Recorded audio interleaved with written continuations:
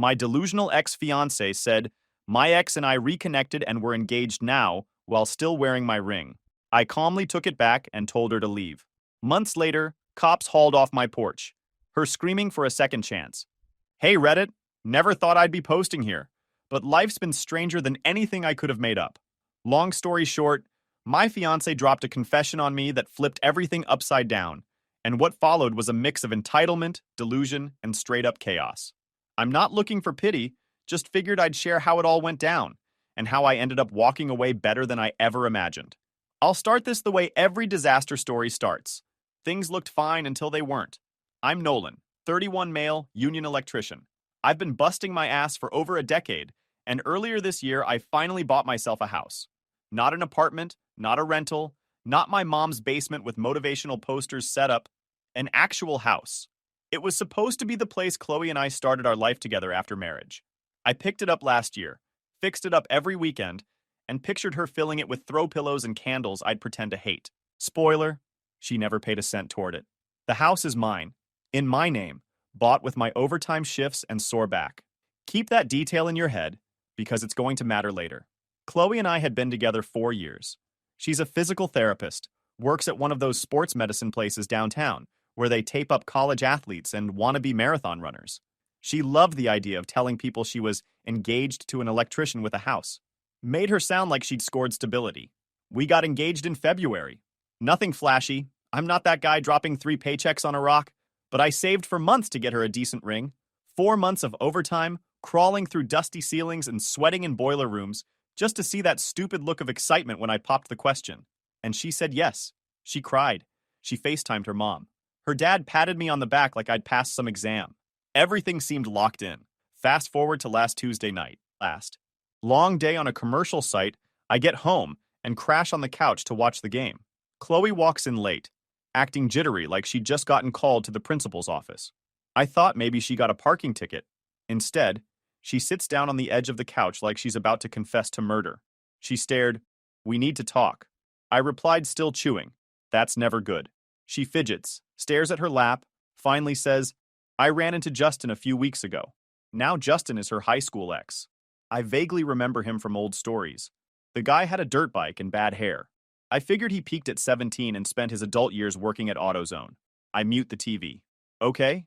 And? She picks at her nails like she's defusing a bomb. We've been catching up. Coffee, lunch, just old friends. That pit in my stomach drops. I lean forward. Chloe, what are you telling me? She blurts it. He proposed 3 days ago. And I said yes. I swear for a second I thought she'd mispronounced something. Like she meant to say, I said no, or I said I miss you. But no, she doubled down, staring at me with watery eyes like she expected me to clap. And to really twist the knife, I can see my ring still shining on her finger, while she's announcing she's now engaged to another dude. You said yes? My voice didn't even sound like mine. It just happened. We have history, Nolan. It felt like fate, like we were meant to find each other again. She looked at me like she'd just announced she won the lottery. I looked at her hand. Okay then, take off my ring. She blinked. What? Take. Off. My ring. She leaned back like I might slap it off her finger. Nolan, wait. Let me explain. Explain what? That you've been cheating on me and now you're engaged to him? What's left to explain? I wasn't cheating, she says. We were just talking. Until what? Until he pulled out a ring? Until you decided destiny trumps loyalty? My voice was louder than I intended, but come on. She starts crying like she's the victim. I hold out my hand. Jesus, Chloe. The ring. Her hands shake, but she twists it off and hands it over. I shove it in my pocket. I need you to pack a bag and get out. Tonight. I'll go for a drive. You've got an hour. When I come back, you're gone. No, please, can't we just talk about this? Talk about what? You already made your choice. Go be with your destiny or whatever fairy tale nonsense you think this is. Then I grabbed my keys and left. By the time I got back, the house was quiet. No shoes by the door. No Chloe perfume in the hallway. Just me, standing in the house I bought, realizing I'd been demoted from future husband to practice run, because Justin suddenly remembered her name. That was the night it all blew up. If you're expecting me to say I sat there crying into a pillow, nah. I'm not wired that way. Don't get me wrong, it hit me hard. 4 years wasted, 4 months of overtime for a ring she wore into another man's proposal. But sitting there in silence, I knew one thing. She was gone, and I wasn't about to chase. Looking back, maybe I should have noticed her cheating sooner. But truth is, I was busting my ass at work, pulling doubles, crawling through attics, wiring job sites until my hands cramped, all so we could have the wedding she wanted, and a house that actually felt like ours. She took that for granted. I wasn't ignoring her. I was just too busy building the life she claimed she wanted. Anyways, I kept the house. I kept the ring. And I kept my dignity. She kept her delusions. What I didn't know yet was how far those delusions were going to stretch, and just how insane her destiny story was about to get. The night she left, I figured the drama was done. She got her fairy tale with Justin. I got my ring back, and the house stayed mine. End of story, right? Wrong. The next morning, my phone was already buzzing like a fire alarm. First one was her mom.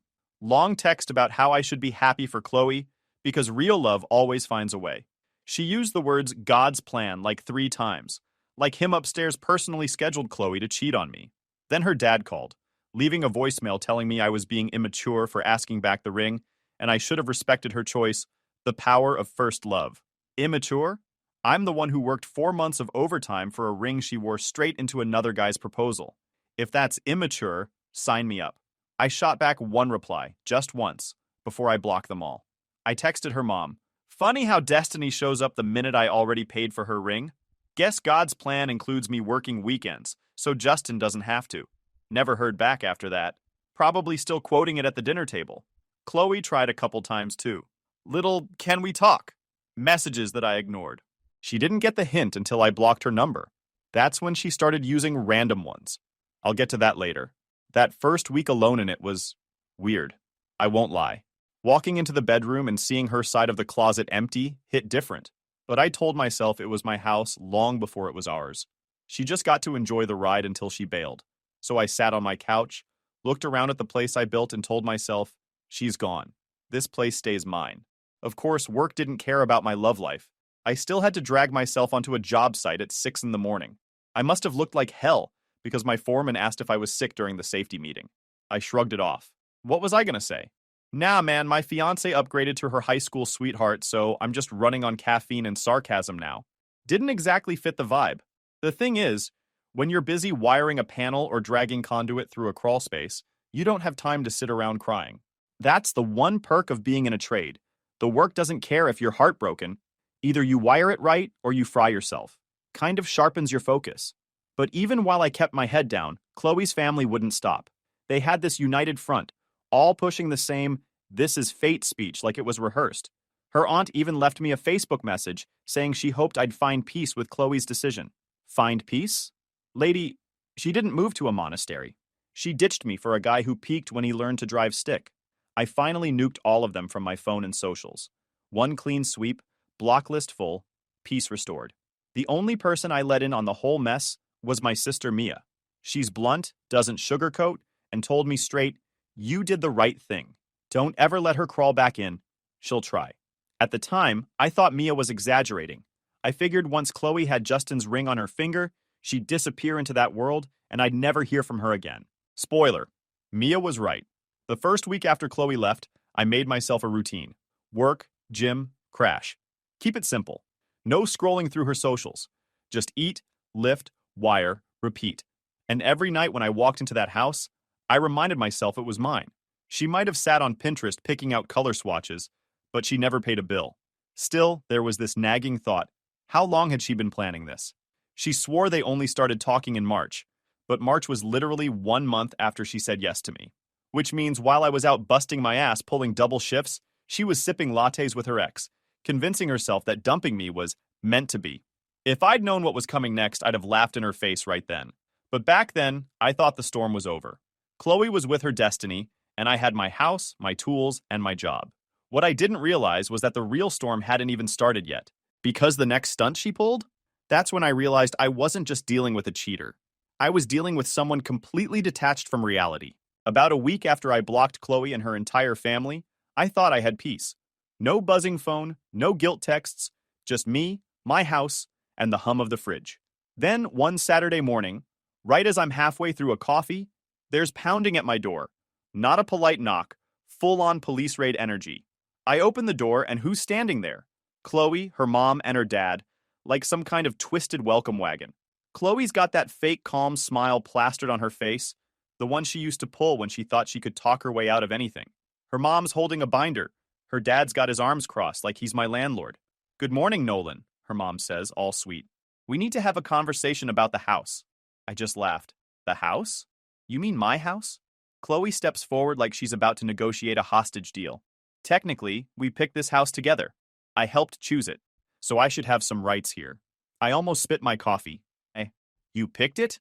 Chloe, I toured 15 places with you. The only thing you contributed was saying, "This one has better lighting for selfies." Her mom opens the binder. I swear she had actual printouts of Zillow pages. And says, "Well, Nolan, you two were engaged. That means she was already invested. Emotionally and legally, that matters." I nearly laughed coffee through my nose. Engagement isn't a legal contract, it's just a fancy promise ring. Later, when I called my lawyer buddy, he said it straight. Engagement does not equal community property. She's got nothing. Chloe, crossing her arms. "I picked this house with you. That counts for something." I step aside, point to the living room. "Oh, in that case, I guess the realtor owns half too." She picked the paint color. Her dad finally speaks up, puffing out his chest like he's about to intimidate me. "Son, you need to do the right thing here. Chloe spent 4 years of her life with you. That entitles her to something." "Yeah," I said. "She got something. 4 years of me working overtime to pay for rings and bills while she texted Justin behind my back. That's her cut." The silence after that was golden.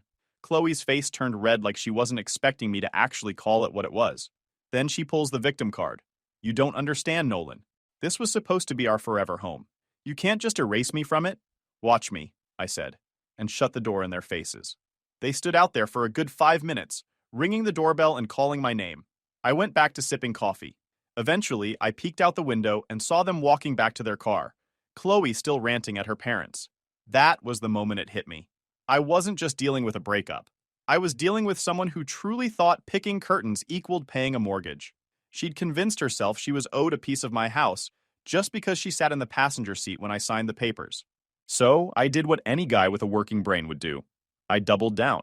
If she was going to come after my stuff, I'd make sure everything was locked down tight. That afternoon, I called my buddy who's a real estate lawyer. He laughed when I told him the story, but said I did the right thing blocking them. "She doesn't have a legal leg to stand on," he said. "Don't give her an inch or she'll take a mile." Fine by me. Chloe was out of my house, out of my life, and now officially out of my patience.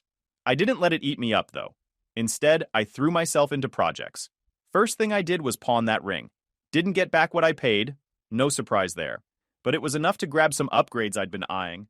New multimeter, set of conduit benders, some heavy-duty gear for the shop. If I was going to rebuild, I'd rebuild with tools, not tears. I also started spending more time at the gym. Lifting had always been part of my routine, but now it became non-negotiable. Deadlifts, squats, bench, repeat. Every rep was like slamming the door on Chloe's nonsense. By the second week, guys at the gym were joking I'd gone revenge body mode.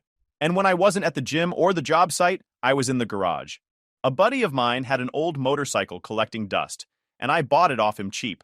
Every weekend I'd strip it down, polish parts, order replacements. There's something satisfying about taking something broken, piece by piece, and turning it into something stronger. Kind of poetic, but not in the way Chloe's family would use it. Funny thing, once word got around about Chloe's little house stunt, people started quietly reaching out. A couple of mutual friends texted me like, "Dude, she's lost it." Even my foreman pulled me aside at work one day and said, "Heard about your ex. Good on you for standing your ground." So yeah, Chloe thought she could roll up with her parents and claim half my house. Instead, she just reminded everyone how entitled and clueless she really was. And me? I was in my house, with my tools, my projects, my gym routine. Life was quiet, structured, mine. At least until Chloe decided her next genius move was to make me part of her new wedding plans. I'd been enjoying a stretch of peace. Work was steady. The gym was routine. My motorcycle project was starting to look like an actual bike instead of a pile of metal. Then my phone buzzes one evening from an unknown number. I figured it was spam. Open it anyway, and there it is. "Hey Nolan, it's Chloe. I need your help." Yeah, because nothing screams healthy ex-fiancé relationship like her hitting me up from burner numbers. I ignore it. 5 minutes later, another text comes through. "Justin and I are about to lose our wedding venue deposit. Could you spot us a few thousand? You're so responsible, I know you'll understand. I laughed so hard I nearly dropped the phone. She wanted me, the guy she ditched for her high school ex, to fund their wedding. That's like quitting a job and then asking your old boss for a raise. I screenshot it and sent it to Mia just so someone else could confirm I wasn't hallucinating. Her response, she's gone full delusional. Block her. But before I could, another text landed. Also, could you put your name on a rental agreement for the lighting setup? You've got great credit and industry contacts, and Justin's credit isn't great. That one nearly had me in tears laughing. The same guy who rescued her was broke and had garbage credit, so naturally she thought her ex-fiancé should co-sign. Unreal. I didn't answer. Blocked that number. 2 days later, another one comes through from a different line. I know you're mad, but you're a good guy, Nolan. Don't you want to be part of something beautiful? Beautiful. Lady, you're asking me to bankroll the circus you left me for. The audacity was Olympic level, and it kept coming. Venue deposit one day, catering the next, rental hookups after that. Always framed like she was doing me a favor by including me. Like I should feel honored to help the guy who stole her playhouse husband at my expense. I ignored most of it. But then came the stunt that still makes my blood boil. It was a Tuesday on site.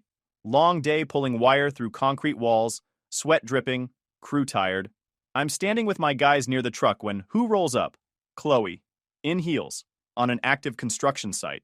My foreman's face looked like Christmas morning. He knew drama when he saw it. The gate was open for vendors, so she slipped right in. She struts right up like she's there to drop off lunch. Nolan, we need to talk. I glance around at my crew, all trying not to grin. Talk? You're standing on rebar and stilettos. You need to leave before you break your ankle. I'm serious, she says, ignoring the look she's getting. Justin and I can't get approved for our venue contract without your help. Just sign it, and you'll never hear from me again. That was it. The moment I realized she'd completely lost the plot. She really thought I'd jeopardize my credit, my name, and my sanity just to make sure her dream wedding happened. The same wedding that replaced me. I leaned against the truck, looked her dead in the eye, and said, Chloe, let me make this simple. The only paperwork I'm signing with your name on, it is a restraining order if you keep showing up. Now leave before you embarrass yourself more than you already have. The crew lost it. I walked off, and she stood there frozen for a second before stomping back to her car. My foreman gave me a pat on the shoulder and said, good answer. That night, Mia and I sat down and drafted one final message. Professional. Firm. Zero wiggle room. I sent it to the latest burner number she'd used. I will not be providing financial assistance or professional services for your wedding. Do not contact me again by any method. If you continue, I will take legal action. I wish you well, but we are done. Then I blocked that number too. The thing is, she still tried for a while. More burners, more, please just this one thing messages. But I kept every single one. Screenshots, logs, dates. If she wanted to escalate, I was ready. My lawyer buddy laughed when I told him, man, this is textbook entitlement. She's treating you like a backup plan with a credit card. Exactly. Except I wasn't anyone's backup and definitely not her ATM. From that point on, I wasn't stressed. Annoyed? Sure. But stressed? Nah. Because every time she tried to drag me back into her circus, she just made me look smarter for leaving it. And while she was burning through phone numbers, I was stacking hours at work, stacking weight at the gym, and stacking progress on that motorcycle. My life was moving forward. Hers was circling the drain, and she didn't even see it yet.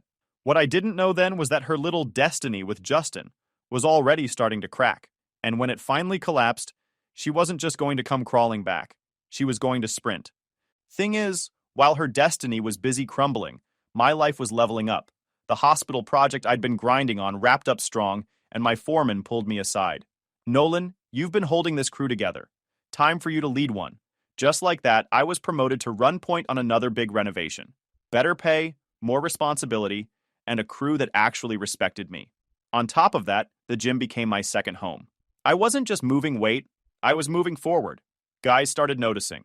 Damn, man, you on some revenge arc? One of them joked. I just smirked.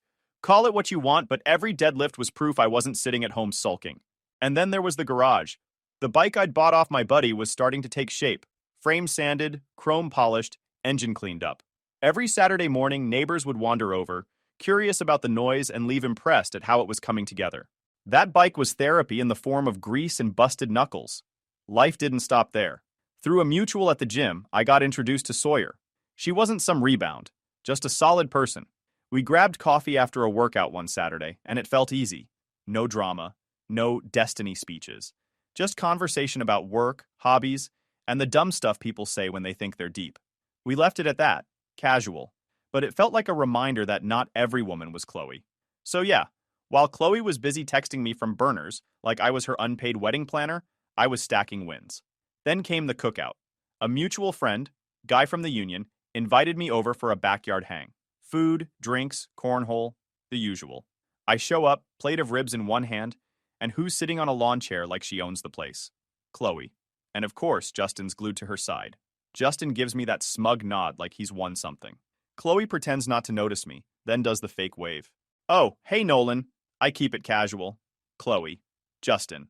For a while, I mind my own business, talking shop with the guys, but I can feel her watching me.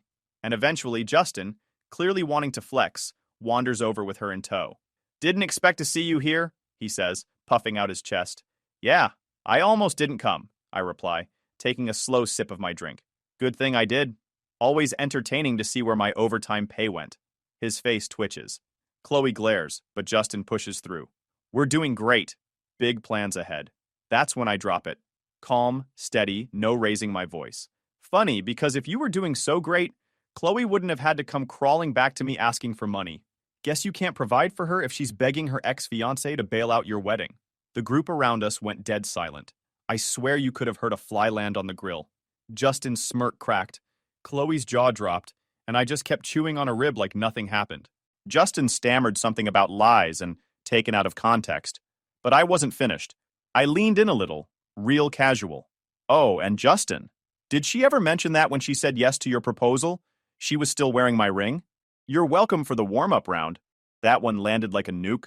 A couple of guys near us actually choked on their drinks. Chloe turned bright red, Justin's neck went stiff, and the silence stretched long enough for everyone to get the picture. Chloe tried to recover, muttering, "That's private, Nolan." "Not when you paraded around like Destiny," I said. "You two wanted an audience.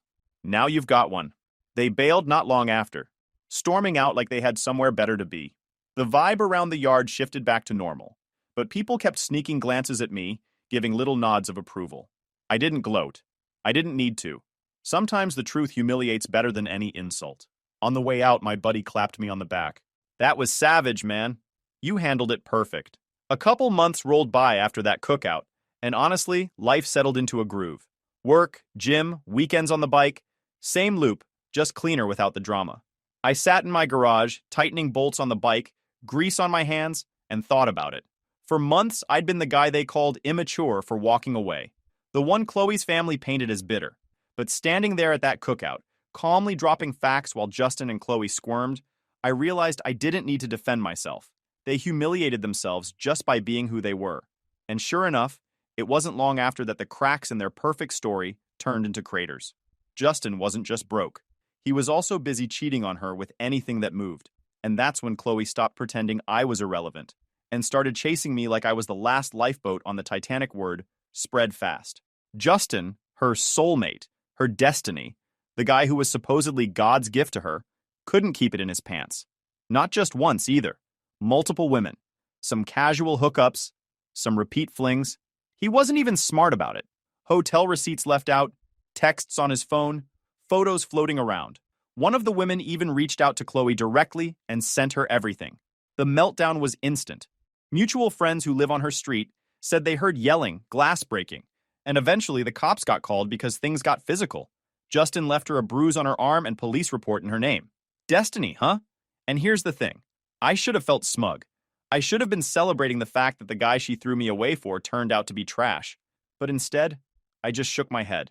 I wasn't surprised. You don't steal someone's fiancé and then magically turn into husband material. But Chloe? She wasn't just humiliated, she was desperate. And desperation made her do what she swore she'd never do. Come running back to me. Thing about blocking someone? Doesn't stop voicemails. They just pile up in a separate inbox. And Chloe kept finding new numbers to call from anyway.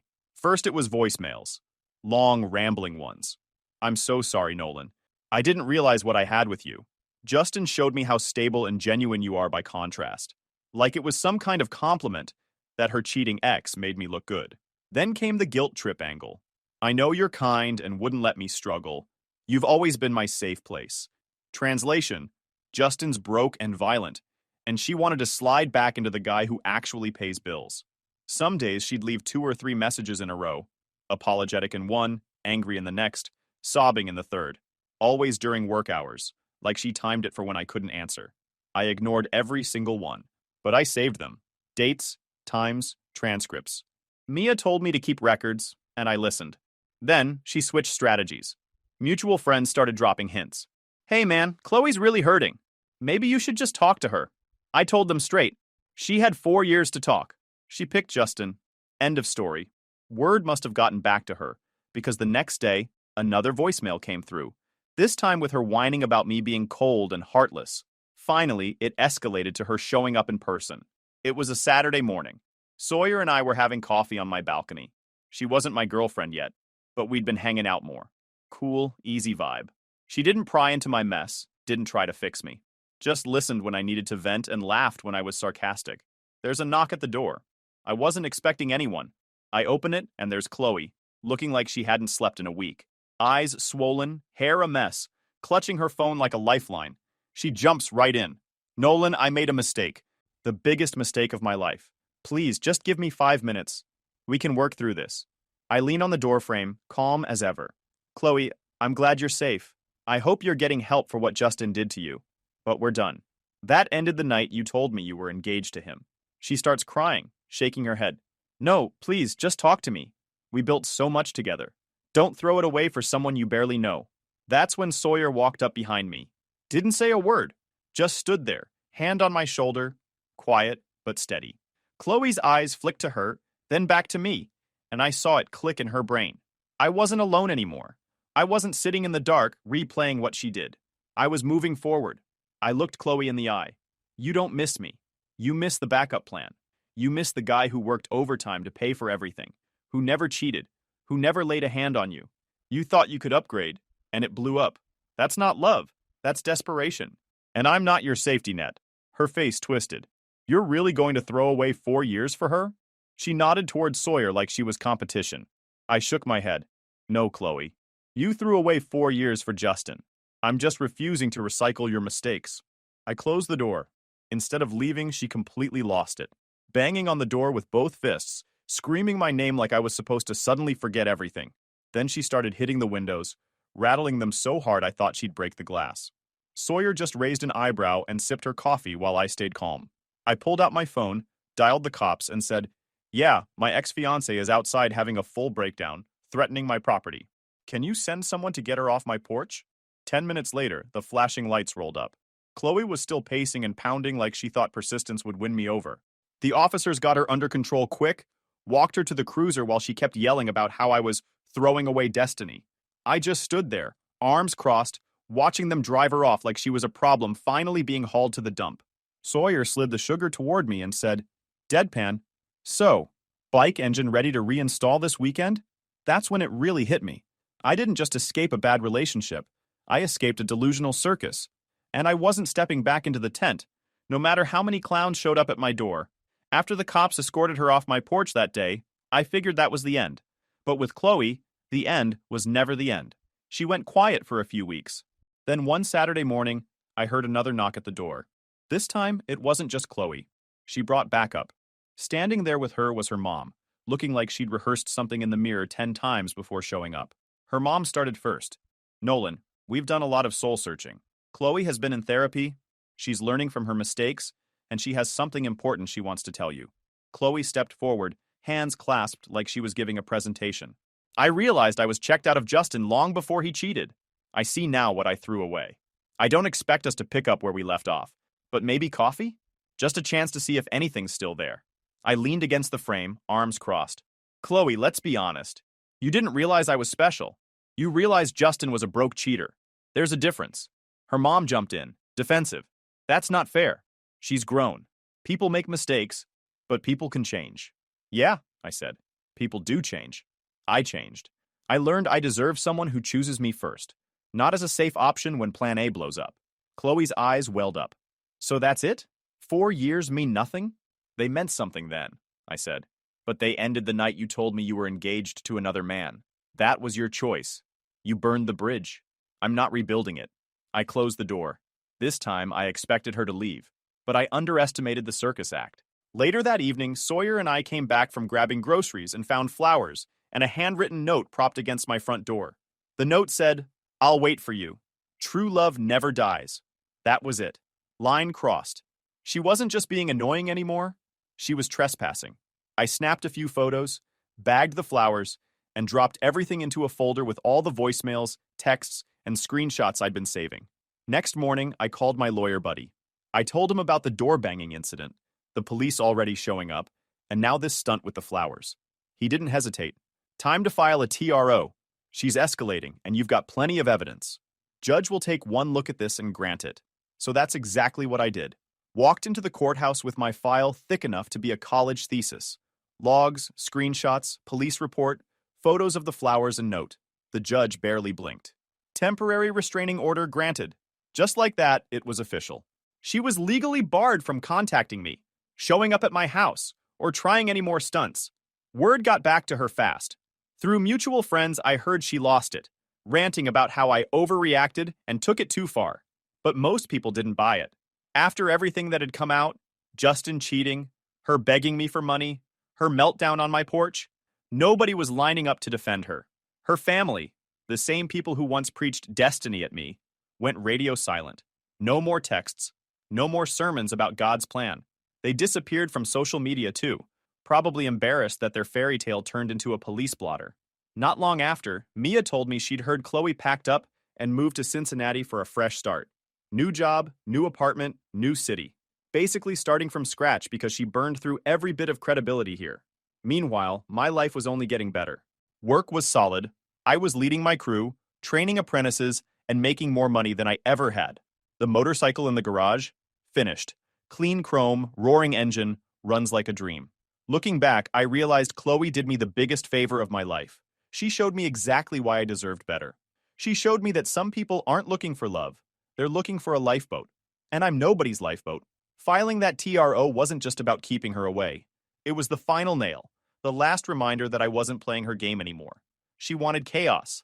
I wanted peace. And peace won. So yeah, 4 years ended with her crying about destiny, and me walking away with a court order, a finished bike, and a woman who actually respects me. Sometimes the best revenge isn't loud. Sometimes it's just building a life so solid the clowns can only watch from the outside. YouTube just dropped this new hype feature. If you're hooked on this story, smash that hype button. It tells YouTube this video deserves to blow up, and it keeps even crazier stories coming your way.